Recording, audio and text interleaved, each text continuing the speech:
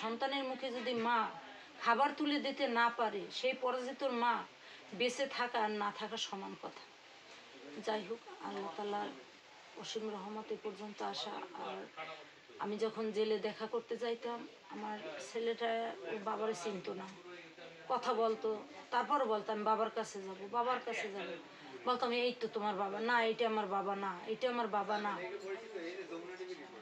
এই আর হলো আমরা তো এই দেশের জনগণ, আমরাও এদেশের জনগণ, কিন্তু আমাদের সাবেক প্রধানমন্ত্রী ফ্যাসিস্ট সরকার কোনো দিন আমাদের কোনো বিডিআর সদস্যের খোঁজ খবর নেয় না যে আমরা বেঁচে আছি নাকি মরে গেছি। এটা আমাদের একটা খুবই বড় একটা দুঃখ, যে কেন, আমরাও তো তার জনগণ, আমরাও তো তাকে ভোট দিছি। আর যদি সে বলে যে না আমরা ভোট দিই নাই, তাহলে সে সরকার হলো কিভাবে? যাই হোক, যখন 5 আগস্ট আমাদের দেশ নূতন করে আমার সন্তানেরা স্বাধীন করলো, তখন আমরা আশায় একটা বুক বাঁধলাম যে আমরা হয়তো নতুন একটা সূর্য দেখতে পাবো। যখন শুনছি যে তারিখের পর তারিখ পড়তেছে, তাদের জামিন হবে হয় না, জামিন হবে হয় না, একমতে জামিন হয়ে গেল।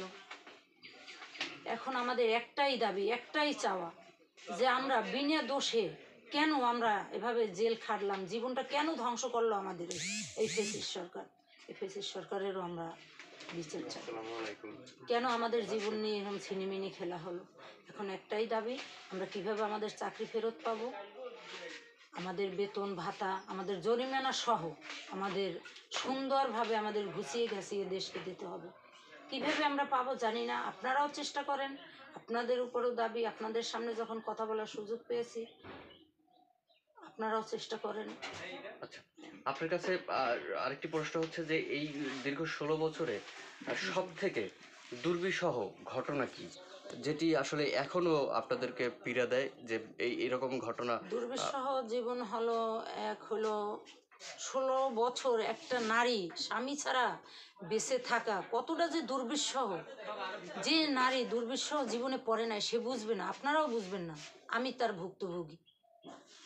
আর দ্বিতীয় হলো দুর্বিষহ জীবন, সন্তানদের যেখানে দাঁড় করাতে চেয়েছি পারিনি সেখানে দাঁড় করাতে।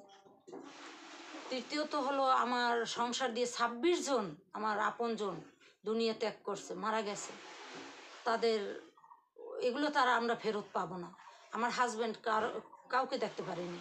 আমি যখন আমার শাশুড়ি মারা যায়, আমি জেলারের কাছে ফোন করছিলাম সরাসরি, তখন উনি কাশিমপুরে ছিল, কিন্তু না, আমরা কোনো সুফল পাইনি। আমি বলছিলাম যে আমারে শুধু এতটুকু সময় দেন, জাস্ট একটু জানাজায় থাকবে, জানাজায় শেষ হবে আপনারা ওকে নিয়ে যাবেন। বলছে সম্ভব না, আমরা সেই সুযোগটুকু পাই নাই। মায়ের মৃত্যু মুখটাও সে দেখতে পারে নাই। এই দুর্বিষহ জীবন নিয়ে এটাই, আর কি বিবরণ দেব? বিবরণ দেওয়ার আর কিছুই নেই। সন্তান যখন বাবাকে চিনে না, বাবা যখন সন্তানকে চিনে না। আমার মেয়েটা হিসেব পড়া ছিল ছোট, তখন বসে আছে, আমার হাজব্যান্ড বারবার আমাকে বলছিল দেখো বাচ্চাটা কি সুন্দর। তখন আমি বলছি তুমি কি ওকে চেনো না? না, কে? বলছে ও তো রিফা। তখন মানে হাউমাউ করে কাঁদতে দিয়েছে যে কি, আমি চিনতে পারলাম না। তো এর চেয়ে আর দুর্বিষহ জীবন কি আর হতে পারে কিছু?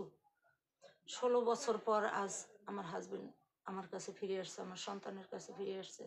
যখন বের হয়েছে, হয়তো ভিডিওটা আপনারা দেখে থাকবেন, দেখছেন কিনা জানি না, যে আমার ছেলে মেয়ে দুইটা যখন ওর বাবা জেল থেকে বের হয়েছে, কিভাবে বাবা বাবা করে দৌড়েই যাই ওর বাবারে জড়াই ধরছে। জীবনে মনে হয় এই প্রথমই বাবার আদর পেল, একটু কাছে পেল। আর কি বলবো, বর্ণনা দেওয়ার আর কিছু নেই। ধন্যবাদ সবাই।